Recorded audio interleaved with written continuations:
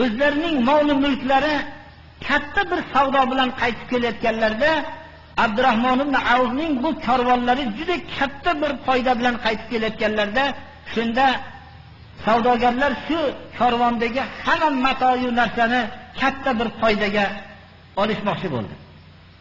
Shunda aytdilarki, men buni kattaroq foydaga sotib qo'ydim dedilar. 2 barobar beramiz. Yo'q, men kattaroq foydaga sotib qo'ydim dedilar. 3 barobar beramiz dedilar. Kattaroq foydaga sotib qo'ydim dedilar. Men 10 barobardan 700 barobargacha beradigan zotga bu molimni savdo qilib qo'ydim dedilar. Mana Alloh subhanahu va taoloning yo'lida shu katta karvon bilan kelgan hamma jihoz va hamma narsa bilan Allohning yo'lida deb shuni beryaptilar. Alloh rasulining muhabbati bu til bilan aytiladigan narsa emas, birodarlar. Farzandlar muhabbatini olib ko'rsak, Abu Bakr radhiyallohu anhu Badr g'azotida Rasululloh sallallohu alayhi va sallam bilan turganlarida mushriklar tarafida farzandlari iymon keltirmagan edi. Shunda yakkama-yakka muboraza qilishlikka Abu Bakr radhiyallohu anhu ning o'g'li mushriklar tarafidan chiqib kurashga talab qildi. Shunda Abu Bakr radhiyallohu anhu Alloh rasulining muhabbati ustun bo'lib o'zlari chiqmoqchi bo'ldilar. Rasululloh sallallohu alayhi va sallam "Matti'na ya Abu Bakr" dedilar. Maslahatingiz bilan bizni foydalantirib turing, sizni bu yerda shahid bo'lishingizdan qo'rqaman dedilar. Aka-ukalar zikrini aytishligimizga hojati yo'q. Buni misoli ko'p bo'ldi, birodarlar. Qarindosh urug'larning zikrini aytishligimizga hojati yo'q. Bu ham misoli ko'p bo'ldi. Buni misoli har bir sahobadan topishligimiz mumkin. Chunki sahobalarning qarindoshlari hammalari iymon keltirmagan edi avval islomda. Ayollar tarafini olib ko'rsangiz, Hanvala radhiyallohu anhu turmush qilgan kunlari Allohning buyrug'i jihodga e'lon bo'lganda g'usl qilmagan holatda chiqib ketdilar. Rasululloh sallallohu alayhi vasallam ashoblarni jang to'xtagandan keyin buyurdilarki, borib Hanzala falon quduqni oldida turibdi, olib kelinglar dedilar. Borishib olsalar, hamma ustlari ho'l yuvilgan holatda turibdilar. Olib kelganlarda malaikalarning yuvib qo'yganligini xabarini berdilar. Oilalardan so'raganlarda Alloh tarafidan bo'lgan Allohning jarchisi jihodga e'lon qilganda g'usl qilsam ham tahir bo'ladi deb g'usl qilmagan holatda chiqib ketgan edilar deb oilalari xabar berdi. Joylar to'g'risida hamma sahobalar hijratda o'zlarining joylaridan tashlab ketdilar. Mol mulklarini hammasini Alloh rasulining muhabbati bilan tashlab ketdilar. Shuning uchun ularga bu narsa qiyin bo'lmadi, birodarlar. Bu narsa iymonning halovatini tatigan odamga qiyin emas. Xuddi biz dunyo topishlik yo'lida har qanday xorlik bizga qiyin bo'lmayotgandek. Odamlarning dunyo topishlik yo'lidagi xorligi, agar shu xorlikni o'zi bir kuzatib bilganda, iymon yo'lida biror bir xorlikni odam tortmaydi, birodarlar. Iymon yo'lida har qanday xorlik azizlikdir. Chunki biz dunyoning lazzatini tatidik. Iymonning lazzatini tatimaganligimiz uchun mana shu ne'matdan mahrum bo'lib yashayapmiz, birodarlar. Ikkinchisi va an yuhibbal mar'a la yuhibbuhu illa lillah. Birovni yaxshi ko'rsa Alloh uchun yaxshi ko'radi. Alloh uchun yaxshi ko'rishlik sifati insonda topilsa, bilan uning xatosini aytish ham oson. Uni yaxshiligiga yordam berishligimiz ham oson va undan ajralib ketishligimiz ham oson. Alloh uchun yaxshi ko'rish, Alloh uchun yomon ko'rish. Necha yil agar undan qadrdon do'st bo'lgan bo'lsak, agar shariatga zid ishini ko'rgandan keyin bundan ajralib ketishligimiz oson bo'laveradi, birodarlar. Chunki bizning muhabbatimiz Alloh uchun edi. Alloh uchun yaxshi ko'rishlik sifati topilsa, iymonning halovati insonga nasib bo'ladi. Uchinchisi, kufrga qaytishlikni yomon ko'radi.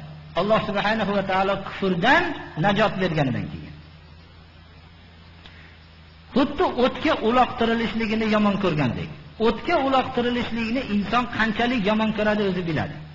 inson bir o'tni ichiga uloqtirilishligini yomon ko'rishligi, nihoyatda bundan ehtiyot bo'lishligi va buni yomon ko'rishligini bir darajasi nihoyatda yuqori darajada.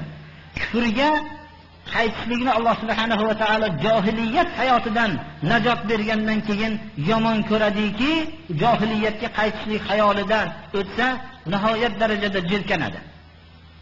Xuddi bir najasdan, balki undan ham battar narsadan jirkanganday jirkanadi. Shuning uchun Umar ibn al-Xattob aytgan ekanlarki, yanqubul islom urvatan man lam ya'ish fil jahiliyya. Islomni birma-bir qadrlay olmaydi, johiliyatda yashamagan odam degan ekanlar.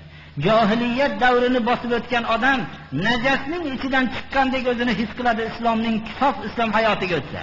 Mana buni johiliyat davrini bilmagan odam islomning birma-bir qadrlay olmaydi degan ekanlar. Lekin ming afsuski, ba'zida quloqqa chalinib qoladiki, menga hadib bu narsalarni gapiraverma, bo'lmasam ilgarigi jinniligimga qaytib ketaman deydigan so'zlar eshitilib qoladi. Bu narsa iymonning halovati mutlaqo nasib bo'lmagan odamlarning so'zidir. Alloh subhanahu va taoloning huzurida takror aytamiz, mutlaqo e'tiborimiz bo'lmaydi agar iymon sifati bo'lmasa, birodarlar. Mana bu iymon sifati bilangina biz Allohning huzuridan mo'tabarmiz. Va bizning shu sifatga, shu halovatni tattirmayotgan narsalar hozirgi zikr qilingan narsalardir. Hamma odamni tekshirib ko'ring, hamma halovatimizni tattirmayotgan narsalar mana shu bizning ashaddiy dushmanlarimiz hozirgi zikr qilinib aytgan narsalar. Lekin takror aytaman, islom bu narsalarni yomon narsa demaydi. Lekin shu narsalarga bog'lanib qolishlikni yomon narsa deydi. Bu narsalar uchun inson yaratilmagan. Bu hovli joylar hammasi inson uchun yaratilgandir. Biz inson bu uchun yaratilmaganmiz, birodarlar.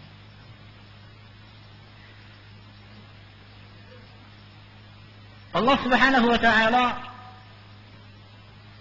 7 toifani o'zining soyasi bilan soyalantirishligini Rasululloh sallallohu alayhi va sallam hadis-i muboraklarida mana bayon qildilar. Bu hadis sharif ba'zi o'rinlarda eshitilgan bo'lsa ham, Abu Hurayra radhiyallohu anhu rivoyat qiladilarki, payg'ambarimiz sallallohu alayhi va sallamdan sab'atun yuzilluhumullohu fi zillihi yawma la zilla illa zilluh. 7 toifa borki, Alloh ularni soyalantiradi. O'zining soyasidan boshqa soya yo'q kunda o'zining soyasida soyalantiradi. Alloh bu soyani o'ziga izofa qilyapti. Yuzilluhumullohu fi zillihi. Agar bir kishi jazirama issiqda tursa, unga bir soyabonni ko'tarib, bir hurmatli odam ushlab tursa, agarki u soyabon oddiy bo'lsa ham, shunda qalbida bir muhabbat, bir xursandlik bo'ladi va hijolatlikki, bu soyadan afzal soya bor deb bilmaydi. Chunki uni soyalantirib turgan bir hurmatli odam. Bir inson u ham, kim bo'lishligidan qat'iy nazar. Shu bir inson agar unga soyabon qilib shunday salqinlatib turgan bo'lsa, jazirama issiqda turgan vaqtida nihoyatda bir shuncha hurmatli odam umrbod buni gapirib yuradi. Meni shunday hurmatli odam shuni hurmat qilib shunday qil deydi. Bu yerda Alloh Robbil alamin soyalantiradi. O'zining soyasida, oddiy soya emas, soyani o'ziga izofa qilyapti. Alloh soyalantiradi deyapti. Yuzilluhumulloh. Alloh Robbil alamin shunday zaif bandaning xizmatida bo'lib soyalantirib turadi. O'zining soyasida biz daraxtlarning soyasi bilan qanchalik lazzatlanamiz. Bu soyadan boshqa soya yo'q-ku yana birodarlar. Boshqa bir nomiga bo'lsa ham bir soya yo'q. Inson o'zining gunohining hijolatligidan, o'zidan chiqqan ter bilan qulog'ini yumshog'igacha g'arq bo'lib turgan soatda, shunday hayotida bunday jaziramani ko'rmagan jaziramada va bunday soyani hayotida o'ylolmagan va buni soyalantirayotgan Alloh Robbil alamin, butun olamni, payg'ambarlarni yaratgan zot. Mana shu zot soyalantiradi. Bu 7 ta baxtli toifaning birinchisi